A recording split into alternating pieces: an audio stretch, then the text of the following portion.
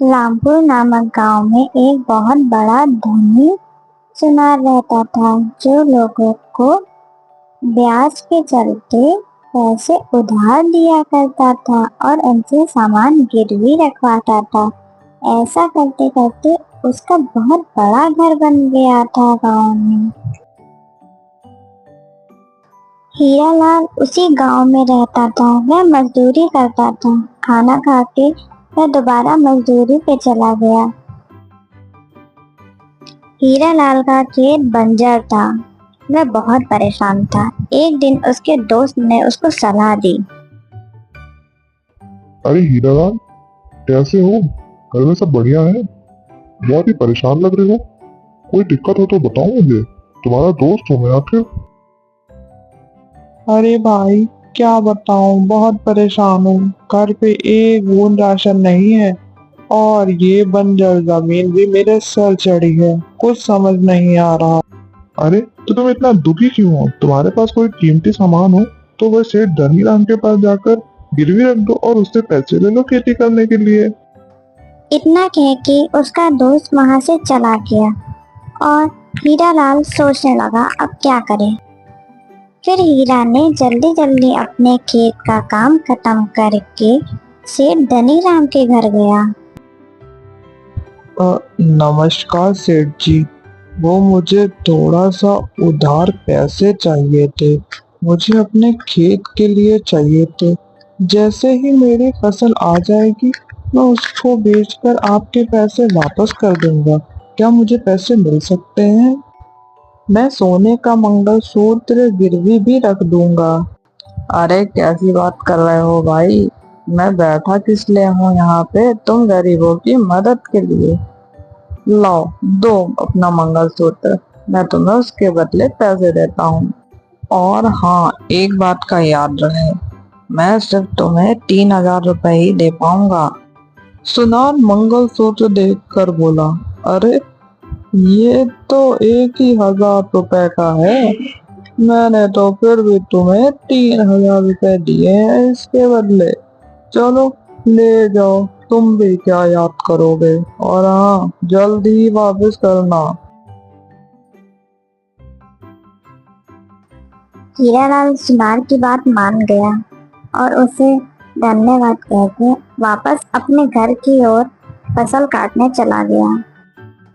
कुछ दिनों बाद उसने अपने खेतों में कड़ी मेहनत करी और उन पैसों से अधिक बीज लगाए और कुछ दिनों बाद उसे अच्छी फसल हुई, जिसे बेचकर वह बहुत खुश था और उसने बहुत पैसे कमाए। दोनों पति पत्नी बहुत खुश थे क्योंकि उनके घर नई खुशियां आई थी। तभी हीरालाल अपनी पत्नी से कहता है कि वह जा रहा है वो मंगलसूत्र उस सुनार से लेने और उसे पैसे वापस करने।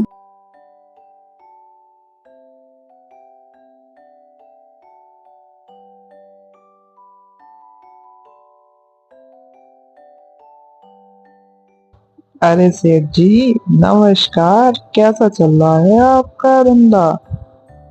ठीक तो है आप? हाँ हाँ, सब बढ़िया। तुम्हें देख के लगता है शायद तुम मेरे पैसे वापस करने आए हो, क्यों? हाँ सेठ जी, आपके दिए हुए पैसे से मेरी फसल में बहुत अच्छा सुधार हुआ है और मैंने उसे शहर में बहुत अच्छे दामों पर बेचा है, जिससे मुझे मुनाफा हुआ है। अब मैं अपना मंगलसूत्र लेने आया हूँ और आपके पैसे वापस करने आया हूँ। हाँ हाँ, चलो, अच्छा है तुम्हारा भी जीवन सुधर गया। आखिर मैं यही चिंता में था कि तुम्हारा मंगलसूत्र कहीं यहीं ना रह जाए। वैसे बैठो, मैं लाता हूँ तुम्हारा मंगलसूत्र। सुनार अपनी अलमारी से वह मंगलसूत्र निकालकर उसे देता है। सेठ जी, ये मेरी पत्नी का मंगलसूत्र नहीं है, ये नकली है। ये किसी और का है शायद। मेरी पत्नी के मंगलसूत्र के पीछे मेरे पिताजी का नाम लिखा हुआ था और इसके पीछे नहीं लिखा है। जरा आप ध्यान से देखिए। अरे, अब तुम ये क्या बात कर रहे हो? तुम्हें क्या लगता है मैंने ये मंगलसूत्र बदल दिया? मैं चोर हूँ?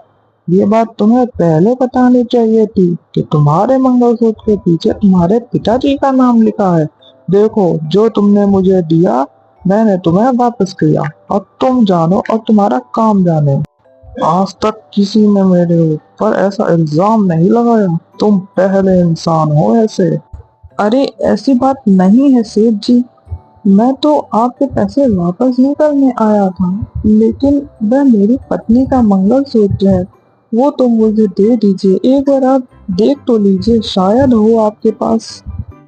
अरे भाई, अजीब बेगैरत इंसान हो तुम। कैसे पीछे पड़ गए हो मेरे, जैसे कि मैं चोर। एक तो मैं मदद करूं, ऊपर से मुझे ही झूठ बताओ। वह उदास होके वो मंगलसूत्र लेके वापस जाने लगा।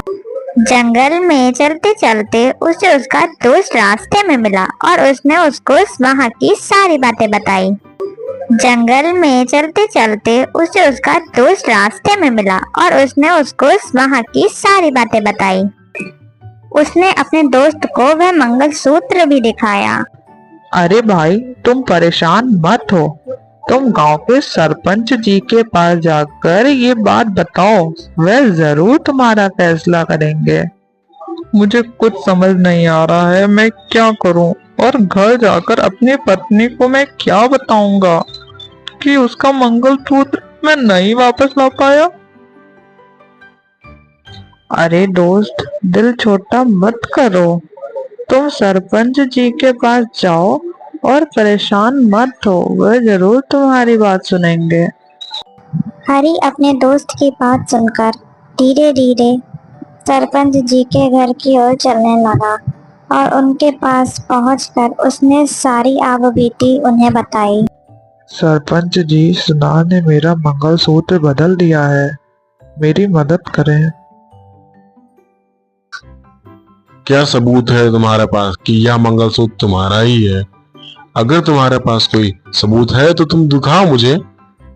सरपंच जी, वह मंगलसूत्र मेरा पुश्तैनी मंगलसूत्र है, जिसके पीछे मेरे पिताजी का नाम लिखा हुआ है।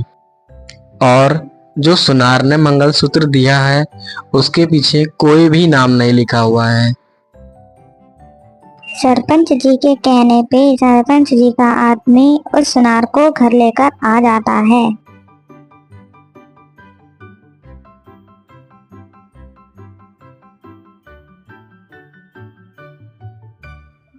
बोलो सेठ, क्या तुमने हरी का मंगलसूत्र बदल दिया है? तुम्हारे पिताजी तो ऐसा नहीं करते थे। आखिर बात क्या है सेठ? तुम मुझे सही सही बताओ। सरपंच जी, मैं तो इन गरीबों की मदद करता हूँ, इन्हें कर्ज दे के। कभी आज तक ऐसा हुआ है कि मुझे घर आना पड़े? इस हरी की ही नीयत खराब है मेरे पैसों पर, तभी ये मुझ पर उल्टे सीधे इल्जाम लगा रहा है। अगर तुम्हें इतनी ही दिक्कत है तो तुम इन गरीबों को पैसे उधार में देते ही क्यों हो? हरी, अब तुम बोलो, सच्चाई आखिर क्या है? सरपंच जी, मैं एक गरीब आदमी हूँ, मैं क्यों झूठ बोलूंगा। बस आप सेठ जी से बोल दीजिए, असली मंगलसूत्र मुझे वापस कर दें। वह मेरा पुश्तैनी मंगलसूत्र है, जिसके पीछे मेरे पिताजी का नाम लिखा हुआ है। सरपंच जी, ये मुझ पे इल्जाम लगा रहा है। मैंने तो सोचा ये गरीब है, क्यों ना इसकी मदद कर दूं।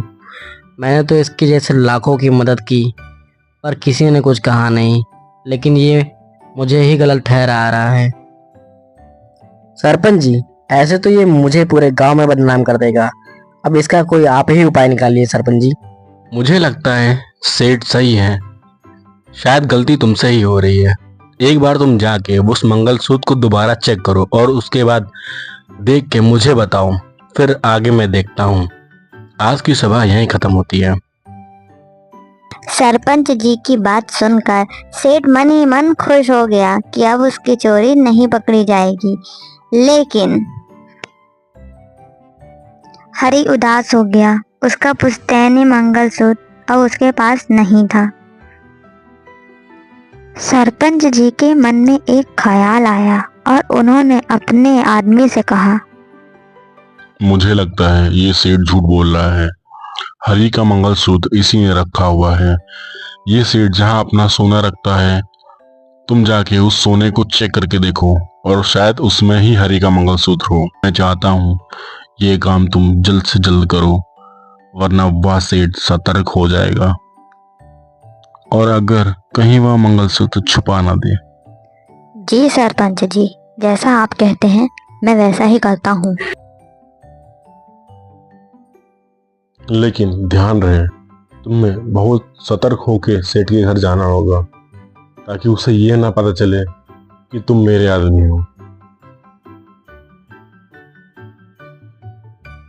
जी सरपंच जी, उसे बिल्कुल भी नहीं पता चल पाएगा कि मैं आपके आदमी हूँ, और मैं वेश बदल कर जाऊंगा, क्योंकि मेरे पास एक पुश्तैनी हार है जो कि मैं उसके घर गिरवे रखूंगा और देखूंगा कि वह हार वह बदलता है या नहीं। अगर वह बदल देगा तो वह पकड़ा जाएगा। अगले ही दिन सरपंच का आदमी भेष बदलकर सेठ के घर गया। उस सेठ जी, मुझे कुछ पैसे उधार चाहिए, क्या वो मुझे मिल सकते हैं आपसे? और मेरे पास एक पुश्तैनी हार है जो आपके पास गिरवी रख दूंगा। वैसे मैं तो किसी को उधार देता नहीं, लेकिन तुम मुझे थोड़ा ठीक इंसान लग रहे हो। ठीक है, ले लो फिर। और हाँ, पर एक बात याद रहे, जिस हार की तुम बात कर रहे थे, उस हार को तुम्हें मेरे पास गिरवी रखना होगा। हाँ हाँ, क्यों नहीं सेठ जी, जैसे ही मेरे पास पैसे आ जाएंगे मैं आपके पैसे लौटा दूंगा और अपना हार भी ले लूंगा आपसे। सेठ उसे पैसे दे देता है और वह वो पैसे लेकर चला जाता है। कुछ दिन बाद वह सेठ के घर वापस आता है, वह पैसे लौटाने और अपना हीरो का हार ले। सेठ जी, ये लीजिए अपने पैसे और मेरा हार मुझे वापस कर दीजिए। सेठ जब उसका हीरो का हार निकाल रहा होता है, तब वह व्यक्ति देखता है कि हरी का मंगलसूत्र असली वाला उसके ही टोकरे में पड़ा है, और वह जाकर सबको ये बात बता देता है। फिर सरपंच जी उसको भरे गांव में बीच बाजार में बुलाकर उसको गांव से बेदखल कर देते हैं और हमेशा हमेशा के लिए निकाल देते हैं। सरपंच जी ने हरी को इंसाफ दिलाया, इसीलिए कहते हैं हमेशा सच का साथ देना चाहिए, ना कि झूठ का। आज की कहानी यहीं तक। फ्रेंड्स, अगर आपको मेरी स्टोरीज अच्छी लगती हैं तो हमें सब्सक्राइब करें और नई वीडियो के लिए बेल आइकन जरूर क्लिक करें। Thank you.